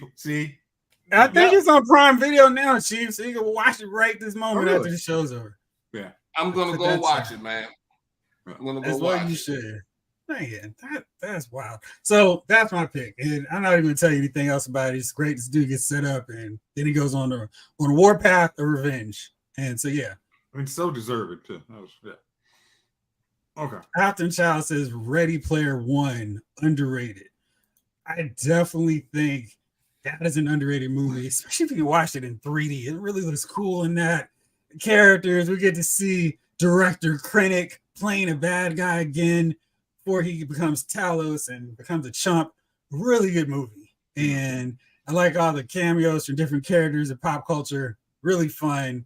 And totally, TNT plays that thing all the time. It's really good. Yeah. I didn't watch it in theaters because I thought it was like, okay, this probably isn't anything I'm gonna want to watch. But I think I caught it on TBS. I'm like, oh, this is actually cool. I actually picked it up after watching. I'm like, that's a cool movie. That's a good one. All right, Chief. Let's hear about an underrated movie from you. Underrated? Well, I'm gonna go to the TV show real quick. And you guys haven't said anything about it. It's animated. My Adventures with Superman. It's been coming on. I think we're 5, 6 episodes in, maybe a little more. It's been pretty good. 11 episodes so far. Huh? I got it on my DVR. It's like 11 episodes. Well, whatever it is. Have you enjoyed it though? Yeah, I have. Have you heard anybody else talk about it though? No, I literally think everybody was thinking it's been pretty good. Yeah. That's because it comes on at midnight on Thursdays on Max. You can watch it on HBO Max the next day. It's bad branding. It's now Max. No, it's not. It's not just on Max. I mean, like I said, it's on my DVR. It's I think those are one of those networks. I'm just saying that it comes on Comedy Central or something, or Cartoon Network or something. But I'm saying you can see there's a non-commercial version that comes on HBO Max Friday morning. And that's the one that's worth it to me. And that's the one I've been watching. There you go. Is Scream underrated? The new version is. Okay. Like after 4. Like I thought 4 was excellent. 4 is excellent. Shorty got the everybody was praising her for doing Wednesday, right? Which was a good Netflix show. Uh-huh. And then every movie I've seen her in after Wednesday, she dies. Hey, thanks, Chief. Wow, that was wow. You know that sweeping spoiler, like you see it? She did. I haven't seen Scream, so I'm not saying that. That just means that anything else I see her in, I know she's gonna die. But I don't see a lot of movies, so probably not. It's probably just one movie. Sample size small. My movie sample is like a decimal. I'm going to give you a 3 for that spoiler. Wow. And you know what? That's fine. These movies have been out for a while. You should have seen them. Wow. Okay. Yeah. That's how we go now. All right. You know what I mean? We're not here watching Chief's movie files. We're watching Lyle's movie files. This is what you do. You're supposed to have seen these movies. You know what? That's a fair point. I'm about to go on a spoiler rampage. Like the bride just say all Lord of the Rings. I'm not saying what happens in Return of the King. King returns, Chief. No. Ran up the white dies. Oh man. Turbo of Power Rangers is an underrated movie. Never seen it. Y'all? Right, it has to be. Yeah, well, there you go. I'm gonna have to add it to the list. I want to see Matthew Lillard back on screen. He can't be back in Scream. That is impossible. It can't happen. Right. Stu! He's dead. It's great in that though. Well, I mean, see, that's not a spoiler because we've got like what? You really should have saw that. Yeah, if you missed the first one, can't really help you. But he was great in that one. That was his breakout role, wasn't it? If not, it probably that and oh man, wow, why am I blanking on my movie? Jeez, what was it about? With Lainey Boggs. Oh, she's something. She's all that, yeah. No, okay. So all those stupid movies, the girl just needed to take off her glasses and put her hair down, and she was bad. Wait a second. I'm sorry. Are you telling us that is not the case? Wait a second.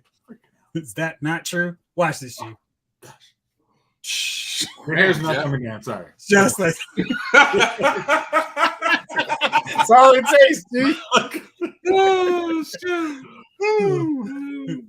But yeah, that's a good one. And James, we're talking about another one that's underrated and underappreciated, and it's not Scooby-Doo 2. We haven't seen that. I haven't seen it. Maybe Chief has. He sees all the movies apparently. Josie and the Pussycats. Oh, like if that was one of those live action cartoons, you're like, wait, this could make sense as actual movie. Then you saw it, it's hilarious. It's like it very much like the like you are in on the joke. They very much you're in on the joke, and we are having fun. They're in on the joke. More importantly, yeah, it's like it's just understand you're in on the joke. Like they're like, who would ever make a cash grab off a TV show? Chief, you acting like you haven't seen it. I did not. I think you would appreciate the movie. Rachel Lee Cook, Rosario Dawson's in it. Tara Reid is back early 90s, I want to say. I'm about to say Tara Reid's in it. No, it's like 2000.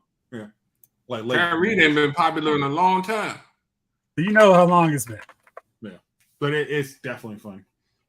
It was funny. Like, really, really well, funny. I mean, I'll say this, I like the soundtrack too. So it was, yeah. Yeah, it's like they're really making fun of like pop culture at that time frame. I don't really remember, like I said, the time period. But the movie was funny. And the cast was really good. And, you know, Ahsoka was doing her thing. So it was good stuff. Yeah. And honestly, I'll never forget. Thank God that I know the words to Enter Sandman. All right. Okay. Let's see here. Another underrated movie. And I know Chief hadn't seen Beyond the Lights. Jace, have you seen this one? No, I didn't see that one. I didn't. Yeah. So this is about this pop singer, and she's really making her moves. Juju and Mbatha, Raw, Nate Parker, Minnie Driver, Danny Glover in it, even Machine Gun Kelly. It's a really good movie where she's a pop star and she's trying to figure out what she wants to do with her career.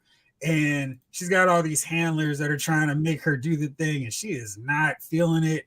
Has a little bit of a breakdown. Really, really good movie. And I don't feel like people have checked it.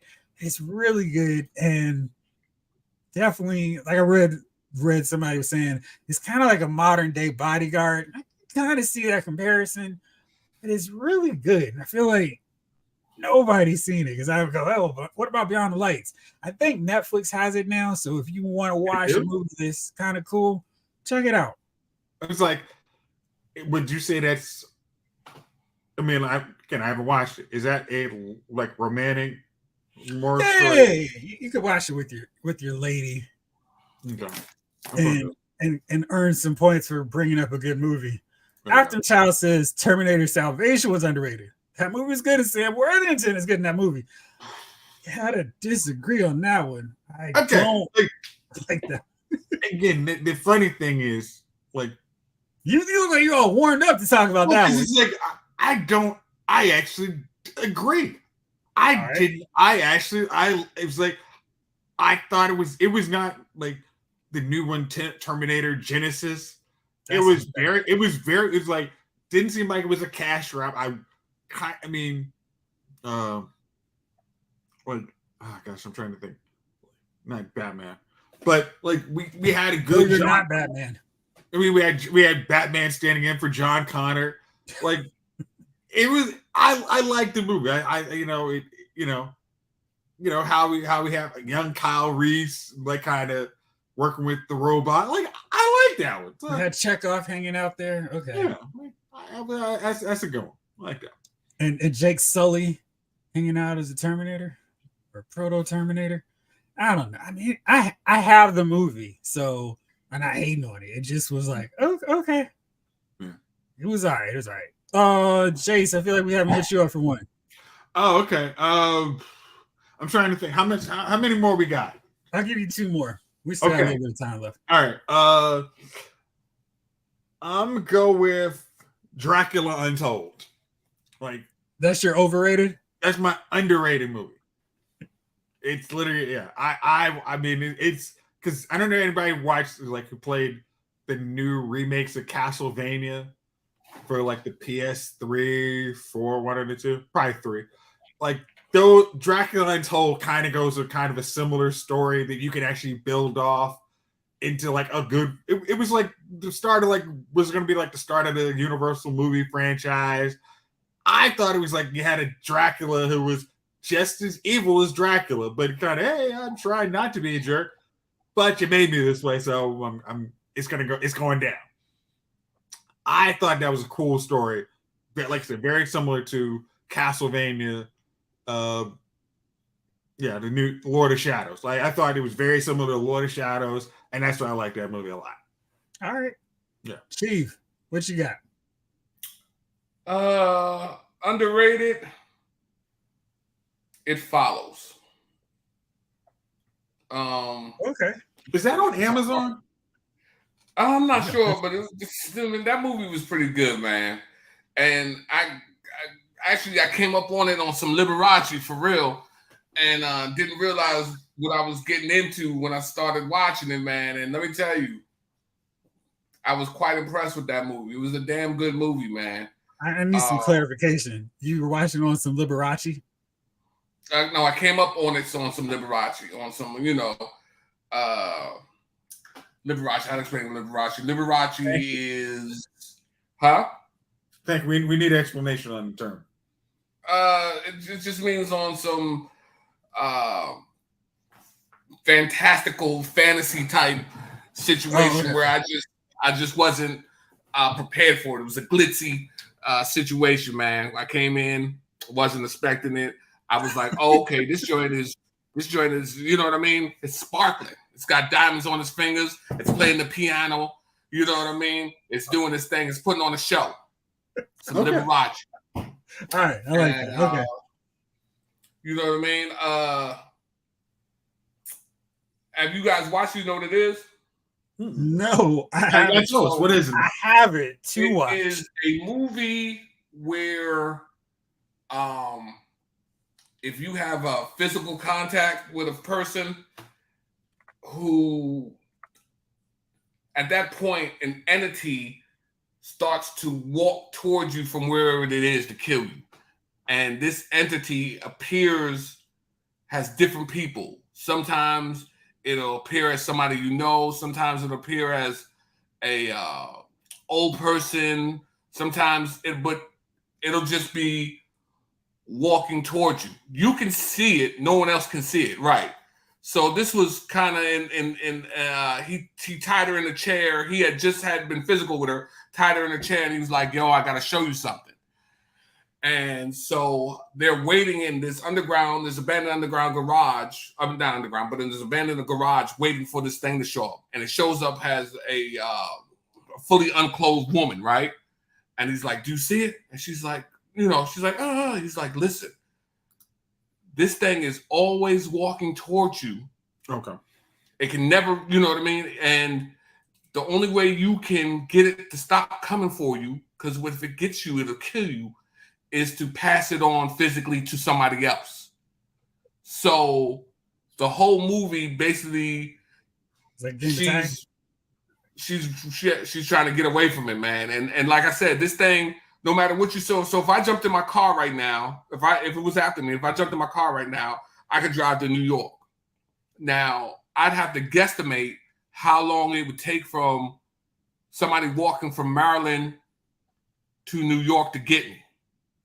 Because like I said, it doesn't run, so you might have 3 to 4 days in New York. Mm-hmm. And like I said, you don't, and then eventually it's going to, walk up on you. So you can stay a couple days in New York, and then you figure it's getting close to you. Maybe you drive out to Chicago.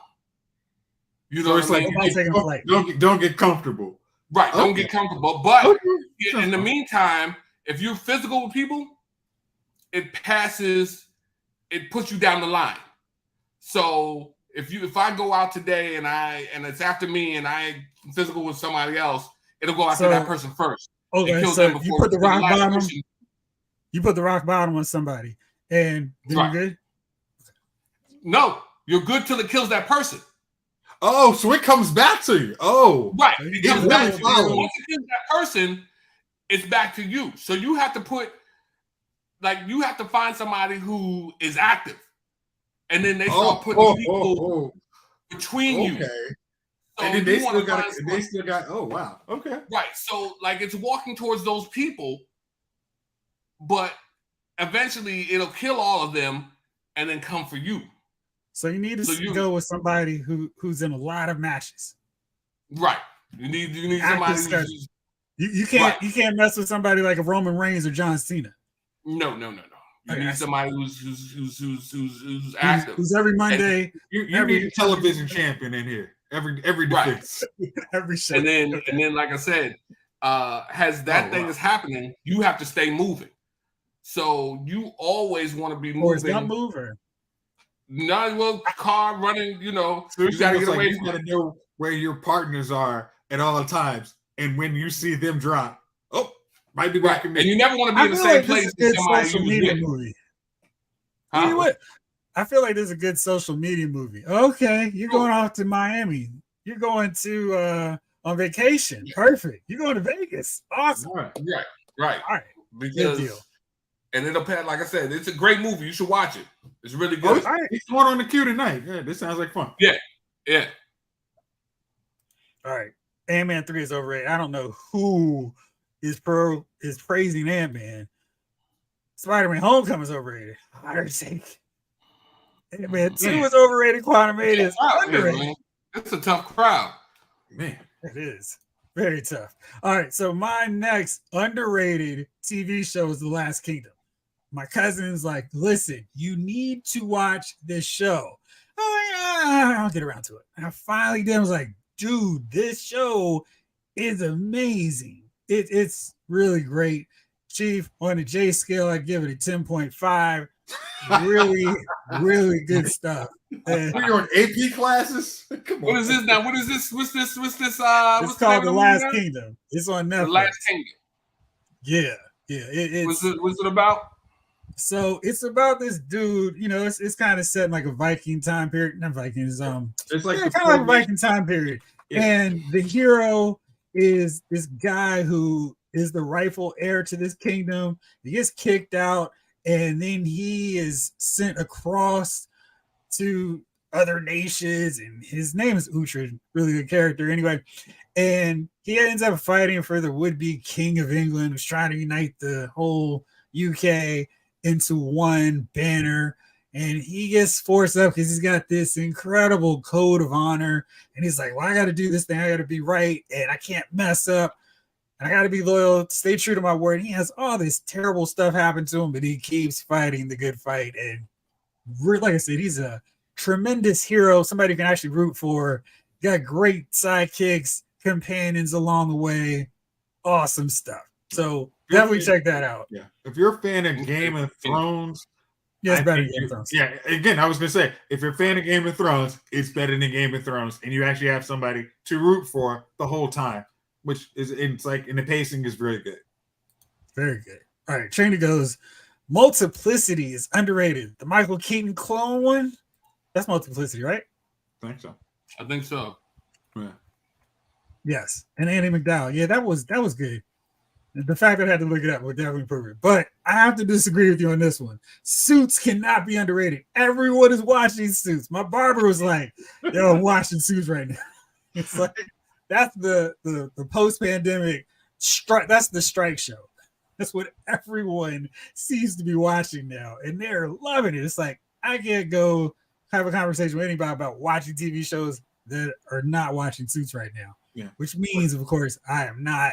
I'd catch up after the fact because I want to start talking and go, oh yeah, did you know so-and-so got killed? So I had to create my buffer because I may run into people like she. Yeah, I was gonna say I usually hate legal shows, but it's like, all right, I had it like a legal show. I literally, it's like the first 5 minutes, I'm like, this is not believable. Then I'm like, okay, just treat this like winning time. Enjoy the show. Yeah, you can't go with any truth to winning time. That's a lie. I mean, again, that's what like the premise of Suits to me is like winning time to you guys. It's literally like no, this would not freaking it. Okay, whatever, just go with it. It's not for you, lawman. Trina just found out about Suits, and everyone I talked to doesn't know anything about it. Oh, it's like Netflix top 10 show. I'm surprised. Yeah. It is. Mom and Dad were watching that show every Sunday when I was going over there. Oh, yeah, Suits was on. Yeah. That's what I knew Meghan Markle. I'm like, you mean the girl from Suits, right? Oh, okay. Like, you mean the one who had a cameo on Suits, on Fringe, which I still don't understand what actually resolved to her role in that show. But Other I whatever. guess you're just gonna have to watch it again. Every X-Men movie is underrated. I don't even have enough timeouts for that. Underrated. Okay, 80s. You now you messing with us. I was like, nah, but absolutely you are messing with us. Listen, man. I like X-Men you. 3? I rock with you, but no, sir. No, sir. X-Men 3. You would joints just is think garbage. X-Men 3. Them joints is pure garbage. I think there was one decent one, and when I say decent, I mean decent on the low scale. These joints are garbage. Look at me. Understand what I'm saying? They're garbage. I like you. I don't want any trouble with you, but that, sir, is not a truth. You have to stop. Stop. These joints was pure cut. Cut. You know what I mean? Let me tell you. Every time I think of X-Men, all I can think about is Child. Like seriously, why was Psylocke, Storm, and Magneto horsemen? Stupid. It's just stupid. You know what I mean? And listen, you know what happens to frogs line. I hated that line. I remember in the movie theater, I was like, what? I thought it was going to be something profound. You know what happens to frogs when they get struck by lightning? Like, what happens? Same thing as everything else. I said, oh. Okay. I said, this show is, listen, man. Was the road cut where she doesn't give up her powers? Wow. Like, because that would actually mean the one that actually should have made sense. Like, hey, why am I actually giving up my powers? I actually am awesome. Nope. I'm just going to give them up. Yay, me. All right, you get to wrap us up. It's gone. I agree. What's your choice? Either one. Underrated, overrated. Where you want to go to close this out with this? Gosh, let's go with my underrated is what Dreams May Come with Robert Williams. I think a lot of people did not give his dramatic stuff as much. They just remember him comedy, and they just never gave his like really good. I mean, besides Good Will Hunting, I thought like What Dreams May Come was I think it's a great movie. I own it, obviously. I mean, it's like that's I can't even describe. I mean, it's like it's a guy who is having trouble with his wife after she commits suicide. He's like, I really don't understand what happened. And she's really, she was devoted Catholic, and he's like, he's really not understanding.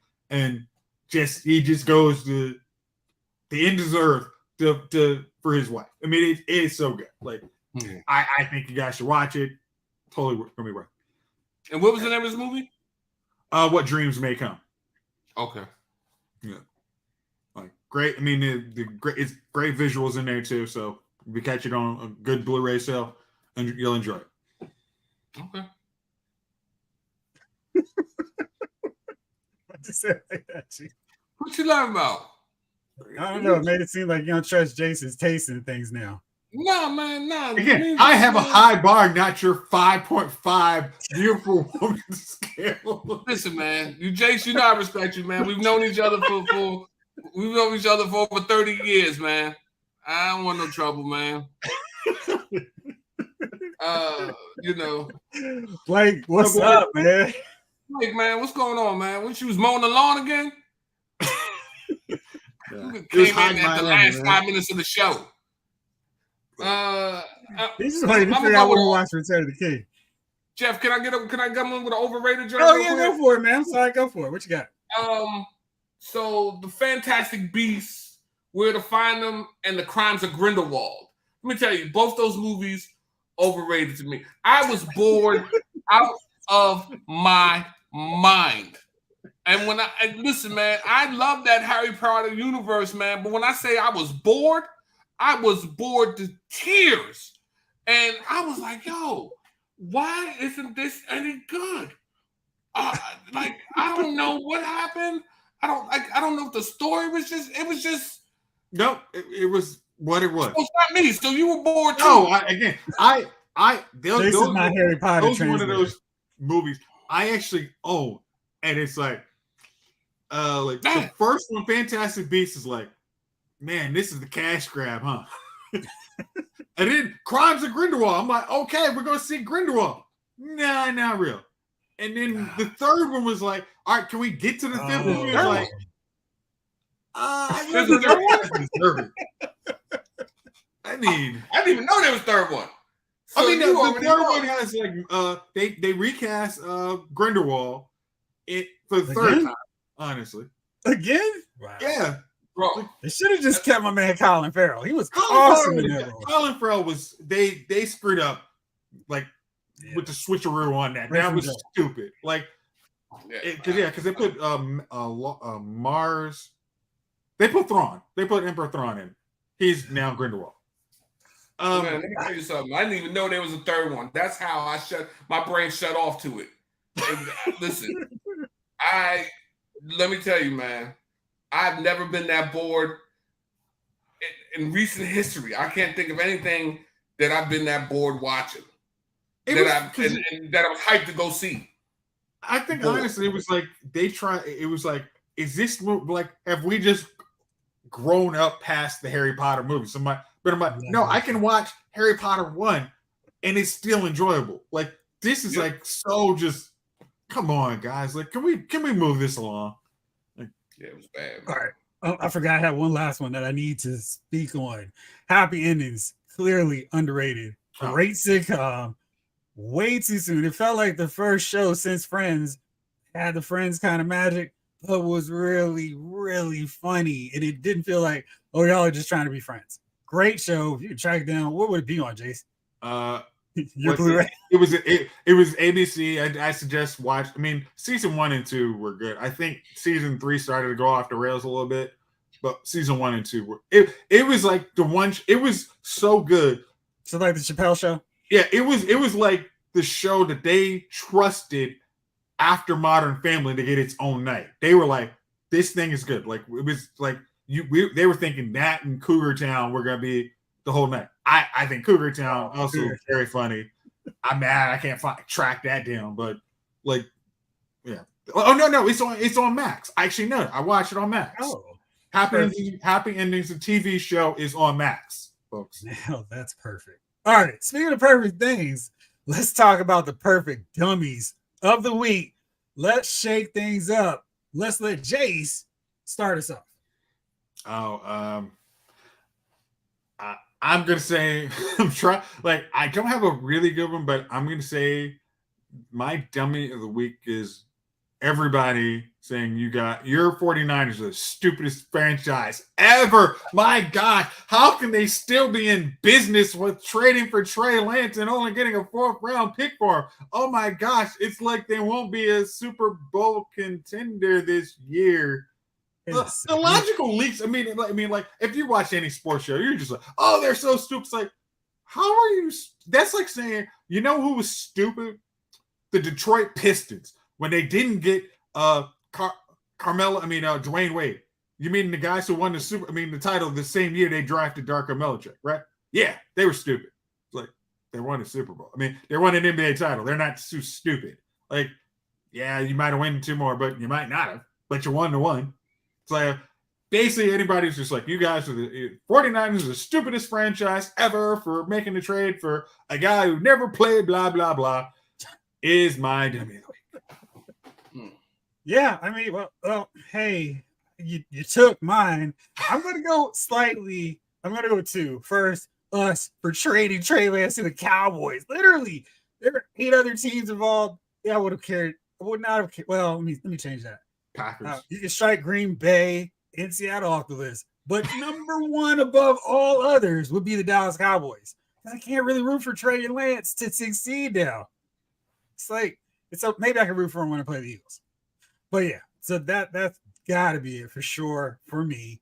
But this is hilarious. Deadline's reporting that Bob Iger and David Zaslav are very upset and shocked that they're being portrayed as the villains in this whole strike situation.